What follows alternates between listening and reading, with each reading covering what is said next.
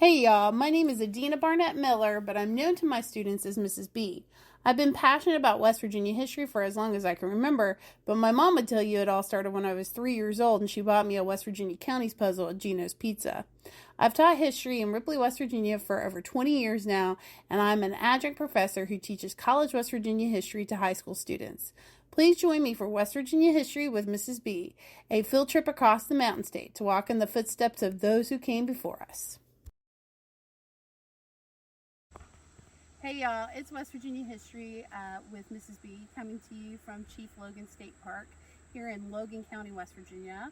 And we are starting this video with another statue of Chief Logan. This one was dedicated and donated by the citizens of Logan County in honor of Chief Logan. And so this statue is very similar to the one down in Williamson. If you've seen our Coal House video, it includes Chief Logan's speech, which is just, it's just so good. I'm going to reread it. Chief Logan's speech that he gives at the end of Cresap's War to Lord Dunmore, who was the governor of Virginia. He says, "I appeal to any white man to say, if he ever entered Logan's cabin hungry, and he gave him not meat, if he ever came cold and naked, and he clothed them not. During the course of this last long and bloody war, Logan remained idle in his cabin, an advocate for peace. Such was my love for the whites that my countrymen pointed as they passed and said, 'Logan is the friend of the white man.' I had even thought to live with you, but for the just injuries of one man, Colonel Cresap, last spring, in cold blood and unprovoked, murdered all the relations of Logan, not even sparing my women and children. There runs not a drop of my blood in the veins of any living creature. This called on me in revenge, and I have sought it. I have killed many, and I have fully glutted my vengeance. For my country, I rejoice at the beams of peace, but I do not harbor a thought that mine is the joy of fear. Logan never felt fear. He will not turn on his heel to save his life. Who is there to mourn for Logan? Not one." I want to show you the different sides of this monument because it is very well done. So on this side, it talks about the fact that John Logan was a Mingo chief, and not only was he an arbiter, he was an orator, a statesman, and a warrior. And on the back, I really love the Thomas Jefferson quote here from Jefferson's Notes on the State of Virginia. If you're not aware, Thomas Jefferson published this book all about the history and politics of the state of Virginia, and he says in this book, "I may challenge the whole orations of Demosthenes and Cicero and of any more eminent to produce a single passage superior to the speech of Logan, a Mingo chief, to Lord Dunmore, the governor of Virginia." And so Lord Dunmore was royally appointed by the king. This is pre-American Revolution. He is going to be the governor during Dunmore's War in the 1770s. He's actually the last governor of the colony of Virginia. He will get chased out of the colony of Virginia by the colonists who were advocating for independence. And so he and his family will leave the colony of Virginia from Williamsburg to Yorktown. And then here is the other side. So, gorgeous statue.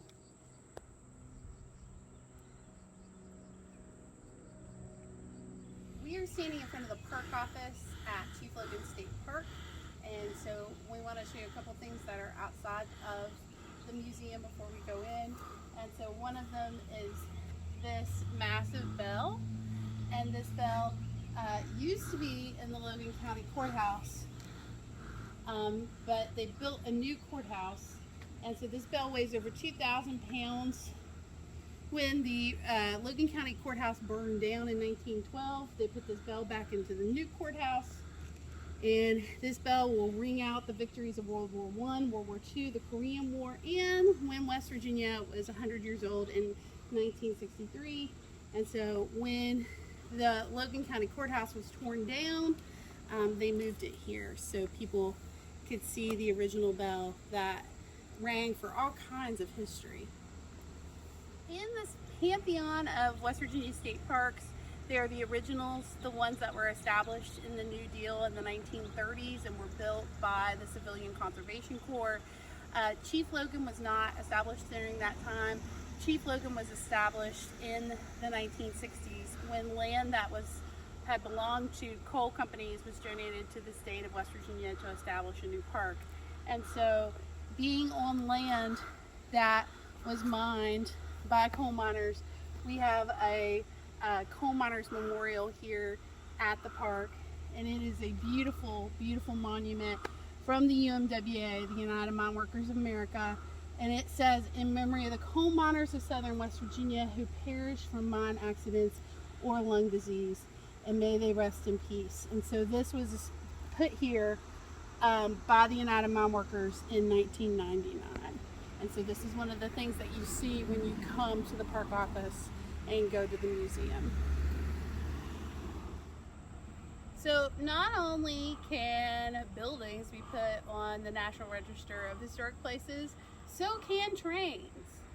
And so this is a Chesapeake, Ohio, what we call Chessie. This was a train that operated on the C&O, and it was donated to the park. And so this train actually is a Berkshire train. It was built specifically for working in the mountains. They call them canal trains on the Chessie line, and so this is a canal train that was built specifically for the West Virginia mountains. It is a magnificent feat of engineering, and so this train worked in Logan County, and so it would haul coal to the Ohio River from Logan County. It's amazing to think about. This thing could pull 30. The coal capacity just in the tender to keep it hot, because it's a coal-fired train, is 30 tons. And this train, if we were to take it off the tracks and put it on a scale, it weighs 1 million pounds. This train weighs 1 million pounds. That is like how rugged the West Virginia mountains were to cross. Even with the train, you had to have a train that was heavy duty, heavyweight to get across these mountains. And so again, Chief Logan State Park was established when coal companies gave this land to the state of West Virginia. And so this train has been here since the 1960s. The fence is around it because some people decided to vandalize it, but it's been restored, and now it sits here for all of the visitors at Chief Logan State Park to see. Hey y'all, we are at the museum in the park in Chief Logan State Park, and so one of the exhibits in the museum is dedicated to the movie We Are Marshall. And if you've not seen it, you definitely need to see it. And so this case right here is filled with artifacts and props and costumes from the movie We Are Marshall. So you can see there the newspaper has a picture of Matthew McConaughey on it. It's supposed to be a Herald Dispatch from Huntington, but they've created this with the images of the folks from the movie. So, and there's the menu from Boone's. Boone's is supposed to be like Jim's Spaghetti House in Huntington. And then you've got the different license plates they use, the pom-poms, the beer cans. So some of the ephemera that was created for use in the film. And then you've also got the jersey and the Letterman's jacket. And I think it's, you know, just so fitting that we're in Logan County, and this newspaper that they used here, the top story is not about the young thundering herd. It's about the fact that 50,000 coal miners were on strike in the UMWA. And that was very, very common in West Virginia at this period of time, in the 50s, 60s, 70s, 80s, and even today.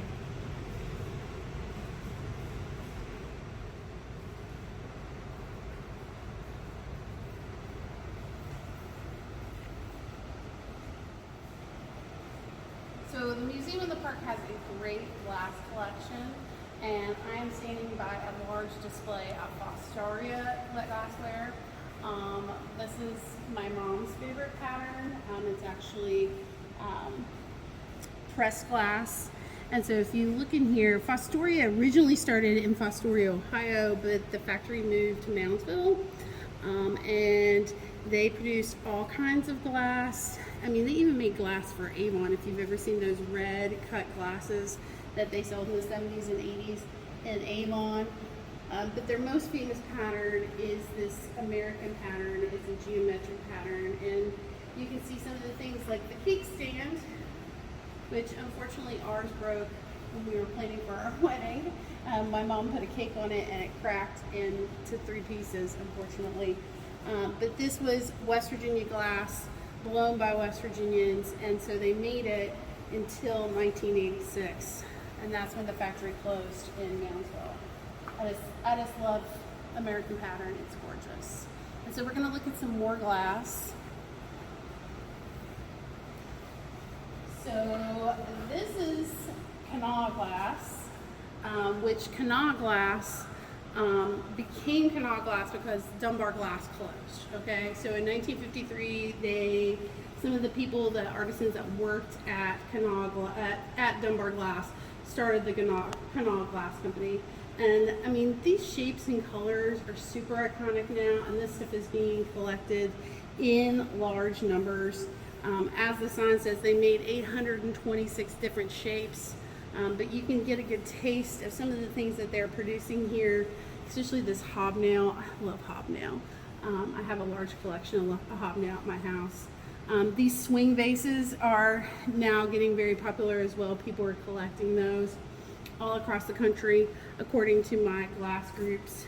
They also did this crackle glass that they're really popular for, and I have some small pieces at my house of this crackle glass that they were known for. But this was produced in the same factory that they produced Dunbar Glass in. It just became known as canal glass after Dunbar Glass folded. And so for me, this is really exciting stuff because I had family members that worked at both Dunbar Glass and Canal Glass. So this is definitely hits very, very close to home. Then you've got Hazel Atlas. Hazel Atlas is going to become Anchor Corning, and then they move everything overseas. But Hazel Atlas was in Clarksburg, and they're also going to gobble up other factories like West Virginia Specialty Glass. But they're going to produce a lot of utilitarian stuff, like these regular glasses here. You see where it says Clarksburg, West Virginia, where they print on them. Things that we kind of just take for granted today. They produce all kinds of different glass. This glass here is called Blendo, and it was super popular in the 1960s and 70s. So Hazel Atlas, of course, is closed. It closed in 1987. All these factories are closing in the 1980s, and that is because of the glut of cheap Chinese-produced glass onto the market. So people stopped buying things that were made in America, and instead started buying, cheap stuff that was made in a foreign country. This is Blenko. All of these glass companies that we're going to look at today, Blenko is the only one that's still open. Blenko is still in operation, thank goodness. At one point we thought we were going to lose Blenko, but Blenko is located in Milton, West Virginia, which is Cabell County, and they produce all kinds of artist pieces, and they've got a lot of new things that they're putting out. They're most known for their water jugs. They've been producing those for over 80 years, but thankfully Blenko has survived. They put a lot of money and time and effort into becoming relevant, and I definitely follow everything that they're doing online. And so this is a good example of some of their older work, but if you have the opportunity, you should definitely go check out Blenko.com to see some of the new things that they're producing and that they're selling. Now, this is probably, I would say, the most famous glass company in West Virginia, and that was Fenton Glass.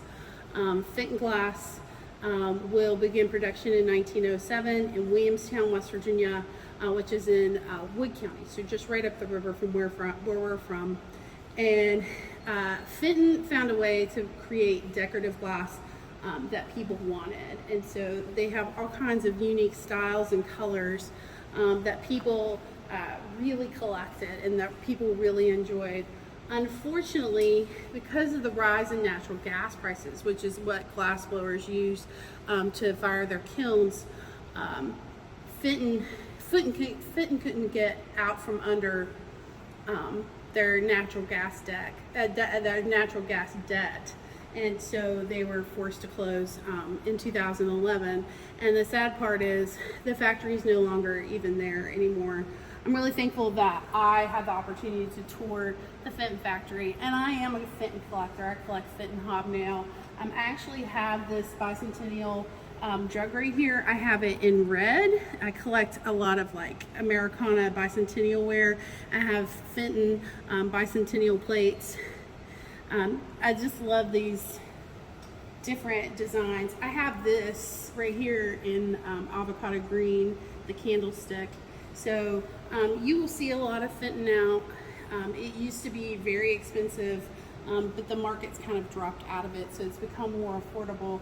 And it's something that, you know, we need people to start collecting so that it can be saved and not just get dumped at Goodwill, or, you know, people to trash pieces that they don't even realize have value.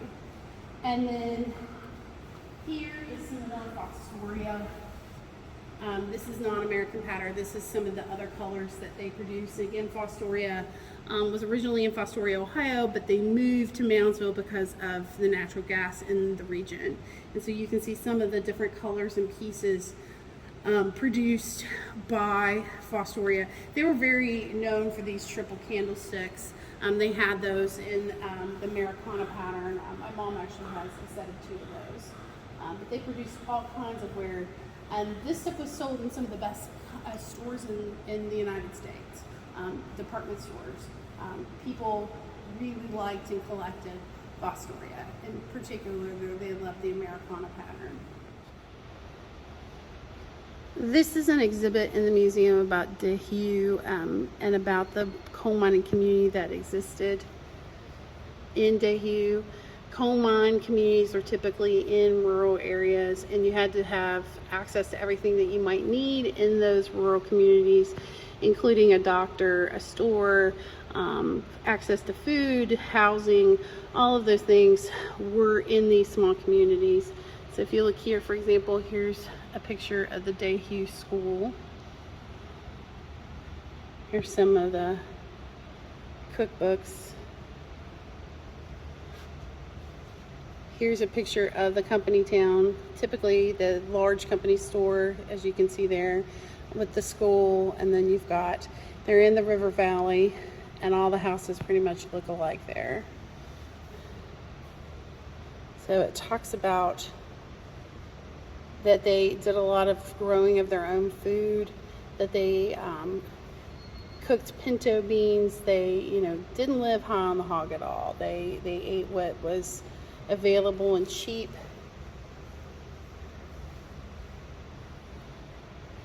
Deheu even had its own theater, so there's some Deheu movie theater tickets. Here's the summary of earnings, and you can see where people spent their money. The most of it was spent, of course, at the store. Store expenditures way more than rent or anything else. So when you're living in this small community, there should be or needs to be activities for the kids. This is, of course, a Girl Scout outfit with her sash and her badges. Religion, of course, plays an important role in the coal camps. So Deheu had a church for African Americans. It also had a white church as well, so they had 2 separate churches. This was common practice before desegregation here in southern West Virginia. And then, of course, sports are going to play a huge role in the coal camps.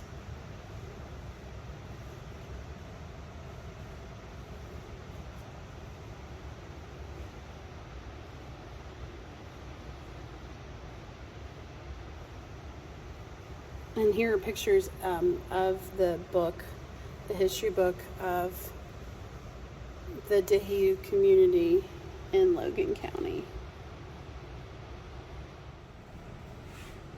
Okay, we're going to talk a little bit more about Deheu. This talks about coal. That coal is under West Virginia. Almost all of West Virginia has coal seams. Here's your coal in West Virginia. As you can see, Jackson County got kind of left out. I think it's like 53 of the 55 counties have some sort of coal, but this is where it's mineable and you can make a profit. Of course, coal is formed by fossilized plant matter. Here's a map of Deheu, so you can see the strip mines that they're going to put in. And that Deheu was near Dabney and Orville.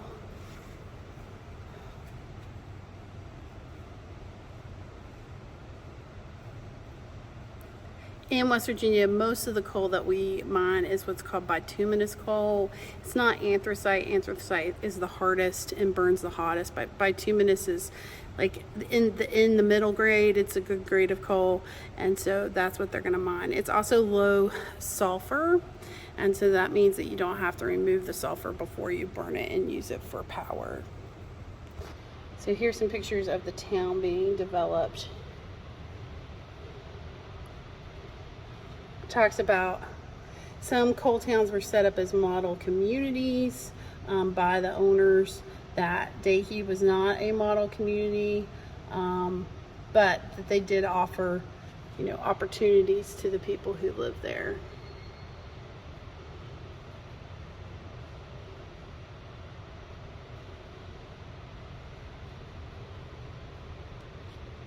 Here's a picture. This is great to see. So that's scrip, S-C-R-I-P, and that's how people were paid. They were not paid in U.S. currency. They were paid in scrip. And so if you wanted U.S. currency, you would have to go to the coal office, and you could only get 70 cents on the dollar for what you got paid in scrip.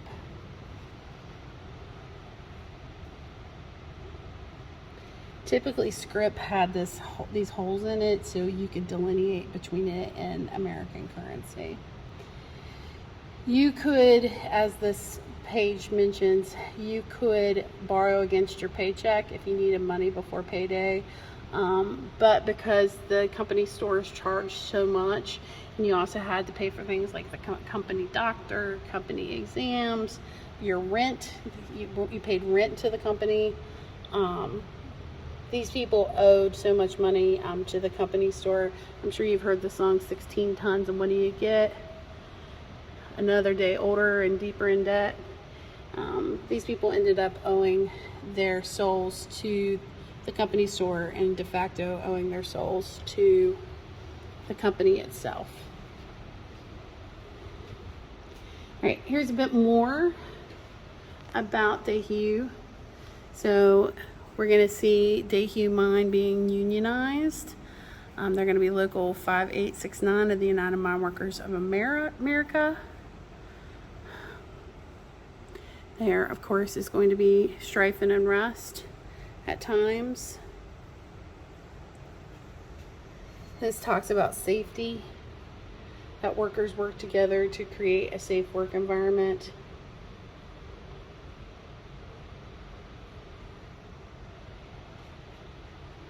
And unfortunately, like what a lot of West Virginia experienced, we've had a massive downturn in people in West Virginia since the 1950s. There were over 2 million people that lived in West Virginia in 1950.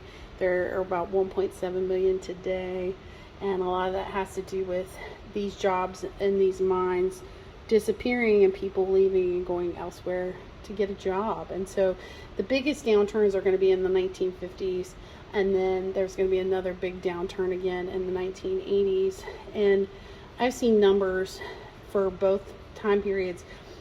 Like, we're looking at, Great Depression era numbers of unemployment in West Virginia, like 20-25% unemployment in both decades.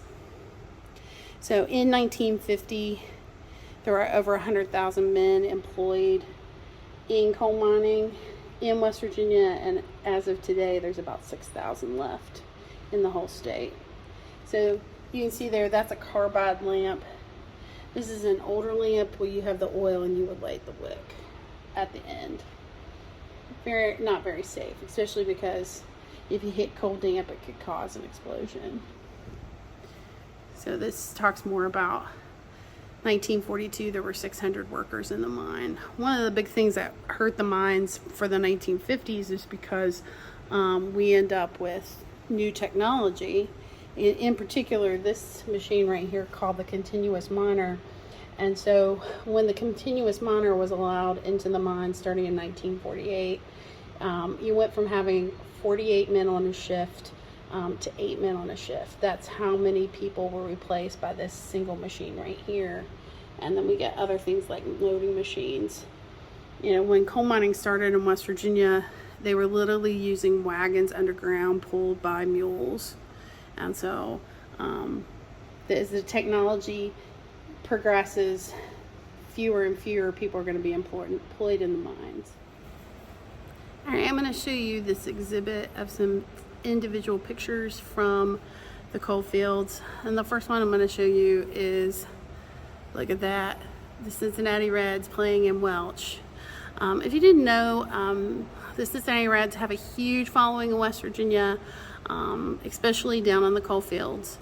They, could listen to the games on the radio, and they even sent exhibition teams out to play the coal mine teams.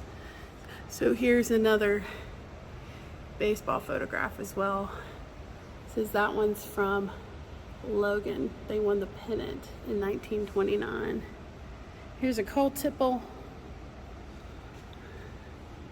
Here's a really nice house. I'm assuming that's probably the mine owners or the mine caretaker, the superintendent's house. Here's pictures of downtown Logan before asphalt. There's pictures of kids going to school. I don't think it's school, actually. I think they might be walking to church or to a cemetery or something. Here we go. More coal photographs. Here's the old Logan County courthouse that we talked about earlier. And here's downtown Logan. It was such a boom town for the coal fields. So was Welch, and in particular Bluefield. Those are going to be like the big places where people go to get out of their coal mining communities.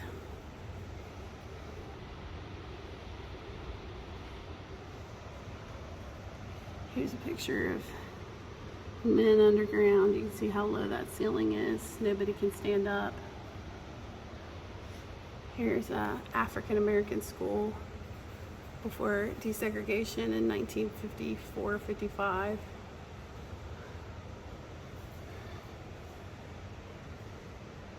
Photos of horses. Here's men getting ready to go into the mine. Oh, that's sweet.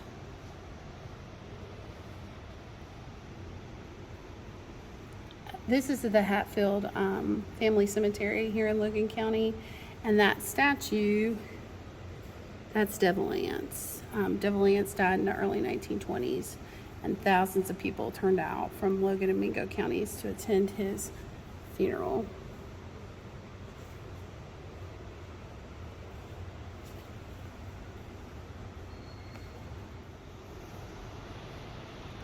You cannot have a coal mine without having a railroad, and so southern West Virginia is not really going to be settled until after the Civil War, once railroads start being built across the coal fields so that they can get the coal out. And so of course the first trains are going to be coal powered trains, as you can see in this image. And so it was very helpful if you had a railroad, then you could get from your company town to somewhere like, say, Logan or Bluefield.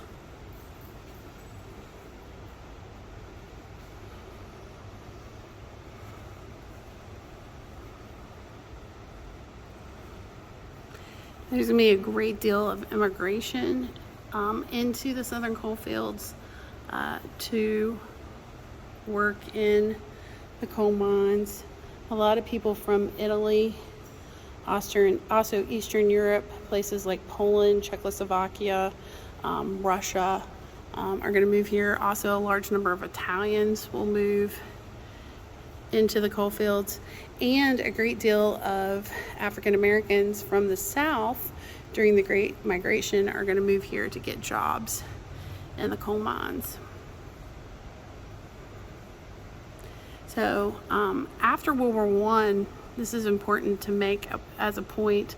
We're going to see the depression of the coal market after World War I, and so West Virginia is going to be well into the Great Depression, years before the rest of the country, because the need for coal is going to dry up, because the need for goods is going to dry up.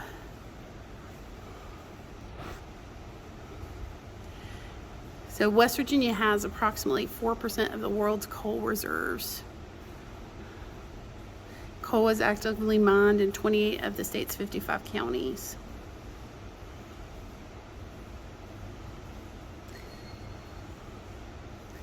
West Virginia has, according to this, and I think it's a little outdated, has 14 coal-fired electricity facilities, which produces about 99% of the state's electricity. About 95% of the state's electricity comes from other sources like solar and wind today. And that's slowly changing. So this is about the discovery of coal being used to boil salt brine that you can pump up out of the ground, and then boil it using the coal. The changeover from producing salt to just producing coal, and that's going to happen after the Civil War. In particular, because this important day, 1872, the Chesapeake and Ohio will conquer the Blue Ridge Mountains and make it to the Ohio River, to a little place you've heard of named Huntington, named for Collis Huntington, who was the owner of the Chessie Line. The coal fields were a very diverse place of many different languages and ethnicities. People sometimes think Appalachia is just a monolith, that it's, white people whose family have been here for hundreds of years. That's really not the case. There are a lot of people whose families are going to immigrate here in the 20th century, and a lot of folks whose ancestry is connected to the South and to the Great Migration of African Americans into the coal fields in particular.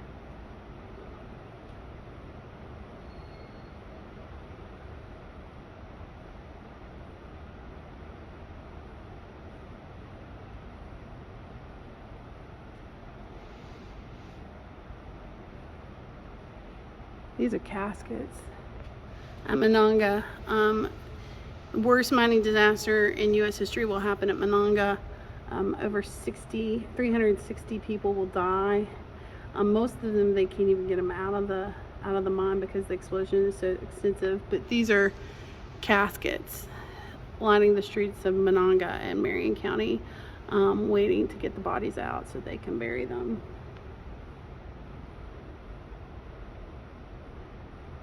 Here's a picture of the Monongah mine. You can see the people are surrounding it to offer their help, but the mine just collapsed.